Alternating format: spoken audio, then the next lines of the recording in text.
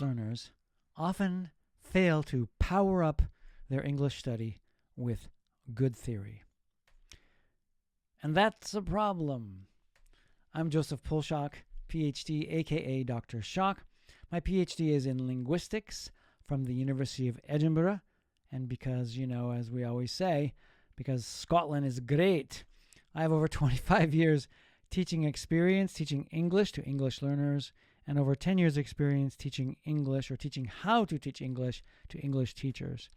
I'm currently a professor in the School of International Communication at Fluency University, and I've published books and chapters and articles, and here's one, Knowing Culture Through Music. Kind of cool to be able to get lots of language input and learn about culture through music. And so if you want a copy of that, let me know. And I want to also say that this video is separate from my work at Fluency University. So let's get started. Yes, many English learners seem lost. They don't know why they're studying. They may not know how to study, or they may not know what to study. So why is that?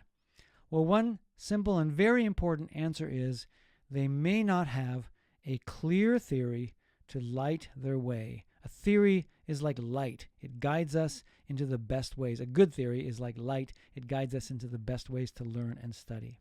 So why do we need a good theory? Well, I just answered it because without a good theory, we'll waste time and energy using methods that don't work best, using study techniques or habits that don't work best.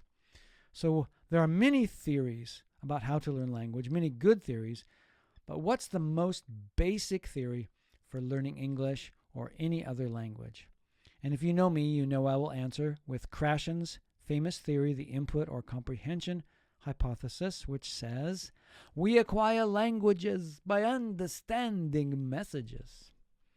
And so what's the point of this theory? Well, for one, to get fluent, to get confident with English, you need lots of message input, meaningful, interesting, enjoyable, storyful input. And when you do that, something good will happen. And again, I want to say that stories work best. Stories are the most powerful way to put language, to put English into your brain. So to get fluent anyway, you need tons of really good input. And what's another point?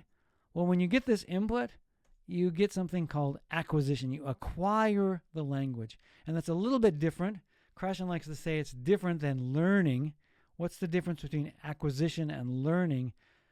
When you acquire, you get a feel for the language. You can use it naturally and automatically without thinking. And how do you do that? You do that by pushing lots of meaningful, interesting, enjoyable, storyful input into your brain. So how can we power up our study and walk in the light of this most basic theory? Well, one simple answer is to read and to listen to lots of stories at the right level, at your level. And so here is a call to action, right?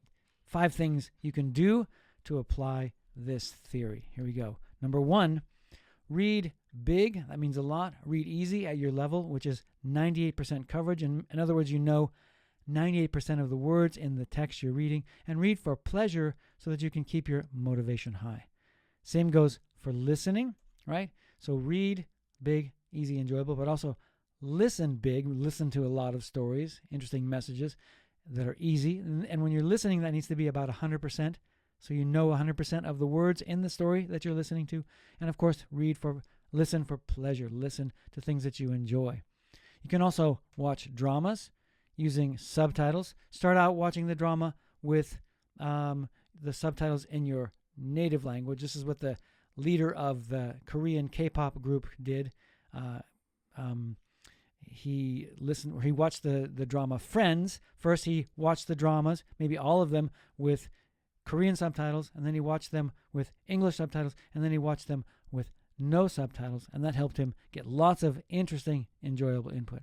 You can also use English in practical ways and fun ways. For example, cook with English recipes and enjoy the food and use English as you prepare it. And then lastly, you can play games, play video games, and play sports using English. All right? So we want to power up our study with the light of good theory. With good theory, you can power up your study. You can walk in the light, study with the light of a good theory. And the theory we talked about today is that we acquire languages by understanding messages. I'm Joseph Poulshock, aka Dr. Shock, and I am an expert language coach at languagesuperpowers.com and also a content creator at ReadOasis.com. Thank you for listening.